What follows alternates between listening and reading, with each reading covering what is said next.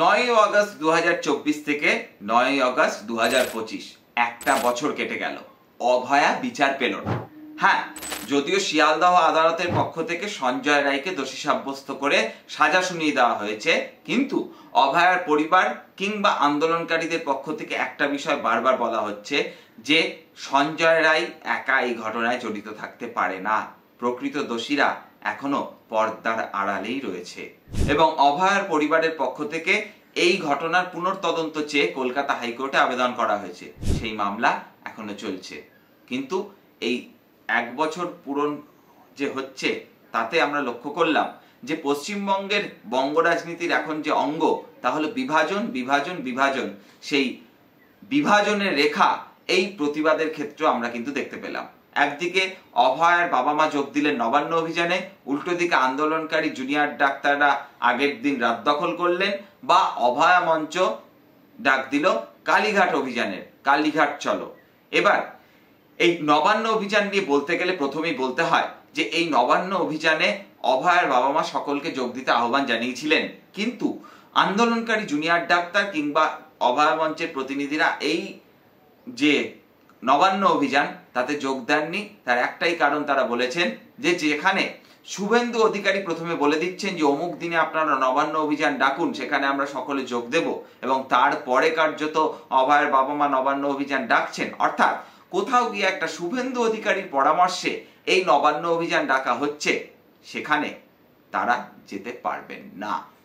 তার কারণ তারা বলছেন যে শুভেন্দু অধিকারী সেই দলের নেতা যেই দলের সরকার বর্তমানে কেন্দ্রে শাসনাধীন, এবং তাদের অধীনেই রয়েছে সিবিআই।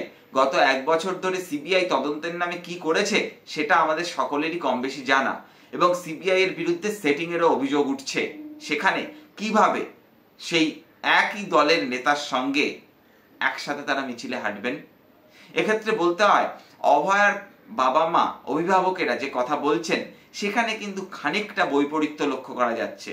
মানে সিবিআই অপদার্থ, সিবিআই সেটিং করে নিয়েছে, সিবিআই কাজ করছে না, আর শুভেন্দু অধিকারী লড়াইয়ের সাথী, লড়াইয়ের বন্ধু, এই দুটো একই সঙ্গে কি যেতে পারে? আমাদের মনে হয় এখানে খানিকটা অসঙ্গতি রয়েছে, ভুল বোঝাবুঝি রয়েছে, দুটো একসঙ্গে হতে পারে না। এক হতে পারে সিবিআই খুব ভালো কাজ করছে, শুভেন্দু অধিকারী স্বাগতম, আর দ্বিতীয়টা হতে পারে সিবিআই সেটিং করে নিয়েছে, শুভেন্দু অধিকারী বরং নবান্ন অভিযান না করে শুভেন্দু অধিকারীর উচিত তার দলের কেন্দ্রীয় নেতৃত্বের উপর চাপ বাড়ানো, যে সিবিআই এর তদন্তটা যেন ঠিকভাবে হয়। এই দুটোর কোনো একটা হতে পারে। সিবিআই অপদার্থ আর শুভেন্দু অধিকারী লড়াইয়ের সাথী, এটা ঠিক হজম করা যায় না, অনেকের মতে এটাই হলো বিষয়। এবার আমরা দেখলাম নবান্ন অভিযানে অভয়ার বাবা মা যোগ দিলেন, বিজেপির দলের নেতারা যোগ দিলেন, শুধু পতাকাটা ছেড়ে জয় শ্রীরাম স্লোগান দিতে দিতেই তারা ট্রেনে এলেন। এখানে এসে তারা এক দফা এক দাবি এক বলে স্লোগান দিয়েছেন বটে। এবার এই নবান্ন অভিযান ব্যর্থ, এটা শুনলে অনেকেই রাগ করবেন, কিন্তু এই ধরনের অভিযানগুলিকে সফল বা অসফল বলা যায় তার নির্মোহ বিশ্লেষণের পরিপ্রেক্ষিতে, এবং এই ধরনের অভিযানে ঘটনার কত ঘনঘটা ঘটছে তার উপরেই কিন্তু নির্ভর করে সেই রাজনৈতিক দল বা সেই সংগঠন বা সেই প্রতিবাদীদের ডাকা অভিযান কতটা সফল হলো কিংবা অসফল হলো। আমরা যদি গত বছর পশ্চিমবঙ্গ ছাত্র সমাজের ডাকা নবান্ন অভিযানটাকে একটা স্ট্রেচার হিসেবে ধরে নেই, যেটাও আদতে বিজেপিরই ডাকা নবান্ন অভিযান ছিল বকলমে, তার তুলনায় এবারের নবান্ন অভিযানে তো কিছুই হয়নি। গতবারের নবান্ন অভিযানে প্রতিবাদীরা, আন্দোলনকারীরা নবান্নের চৌহদ্দির মধ্যে কার্যত পৌঁছে গিয়েছিলেন। জল কামান থেকে শুরু করে কাঁদানে গ্যাস ছোড়া, লাঠিচার্জ, পাথর ছোড়াছুড়ি কি হয়নি, সেই জায়গায় এবার তো কার্যত নির্বিষ আন্দোলন হয়েছে।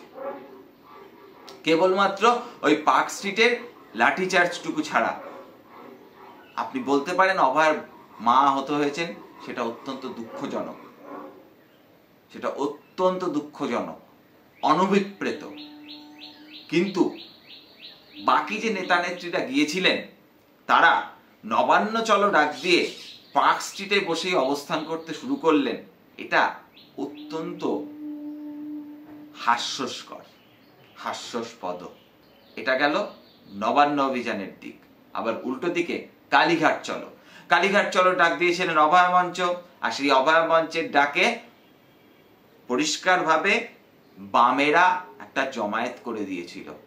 এটা শুনলেও অনেকেই রাগ করবেন, কিন্তু অনেক বাম নেতা, অনেক প্রাক্তন মন্ত্রী, প্রাক্তন বিধায়কদের এখানে দেখা গিয়েছে। আপনারা বলতে পারেন যে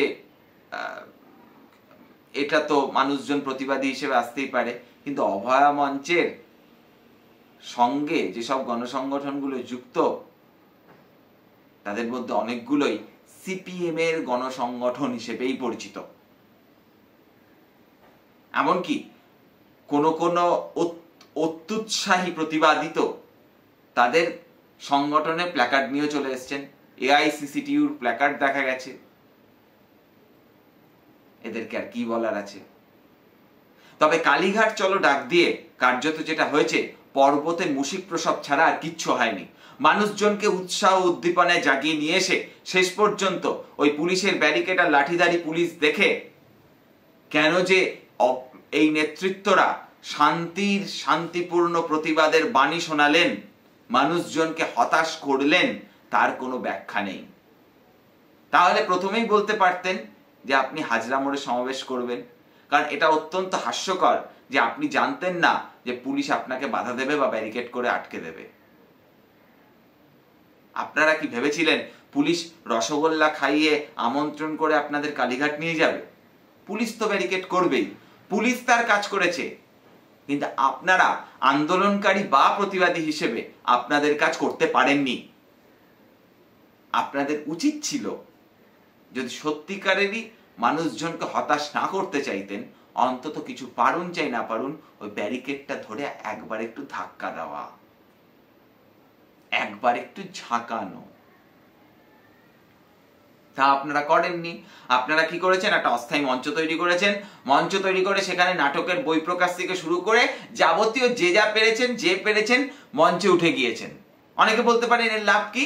হ্যাঁ, একটাই লাভ হতে পারে, ওই মঞ্চে ওঠার মধ্য দিয়ে সে যে সংগঠনে আছে সেই সংগঠনের যে ইঁদুর দৌড়ের খেলা, সেখানে সে কয়েক ইঞ্চি কয়েক ফুট এগিয়ে যাচ্ছেন। এর বেশি জাস্ট কিচ্ছু নয়। কেউ হয়তো রাজ্য কমিটি থেকে কেন্দ্রীয় কমিটিতে যাবেন, কেউ হয়তো লোকাল কমিটি থেকে এরিয়া কমিটিতে যাবেন, হোয়াট এভার। মানুষজন হতাশ হয়েছে এবং তারপর সূর্য পশ্চিম আকাশে ঢলে পড়ার আগেই 6টা বাজতে না বাজতেই আমাদের কর্মসূচি এখানেই শেষ। সিপিএম সম্পর্কেও যেটা বলি, আন্দোলন না করলে কোনো আশা নেই। ওই কর্মসূচি চালিয়ে যান, দেখা হবে। ওই 15 আগস্টে যেরকম সকলে পতাকা তুলতে যায়, তারপর জিলিপি টিলিপি খাওয়ানো হয় বাচ্চাদের, সেই রকম কর্মসূচির মতো জায়গায় থেকে যাবে বিষয়টা। ওটা কর্মসূচি, 15 আগস্টটা কর্মসূচি, সেটা করা দরকার। কিন্তু আন্দোলনের জায়গায় যদি আন্দোলন না হয়, সেটা যদি কর্মসূচি হয়ে যায়, তাহলে যথা পূর্বং তথা পরং, কিচ্ছু হবে না। জাস্ট কিচ্ছু হবে না। চলছে, চলবে, এর থেকে উত্তরণের কোনো পথ নেই। বরং আপনারা খানিক মনে মনে আনন্দ পেতে পারেন, এতগুলো মানুষজন তো আসলো, এরপরে তাও আসবে না, কারণ মানুষজনের কোনো দায় পড়েনি বারবার করে আসবেন আর হতাশ হয়ে বাড়ি ফিরবেন বলে। আপনাদের কি মনে হয় জানান কমেন্ট বক্সে এই বিষয় নিয়ে। যদি মনে হয় ঠিকঠাক বলেছি, লাইক করে দেবেন। আর যদি সহমত না হন, বাজে লাগে, খারাপ লাগে, ডিসলাইক করতে দ্বিধাবোধ করবেন না। যারা এখনো চ্যানেলটিকে সাবস্ক্রাইব করেননি, সাবস্ক্রাইব করে দেবেন। পাশের বেল আইকনটা প্রেস করতে ভুলবেন না। দেখতে থাকুন রূপক অর্থে। দেখা হচ্ছে পরবর্তী কোনো এক এপিসোডে।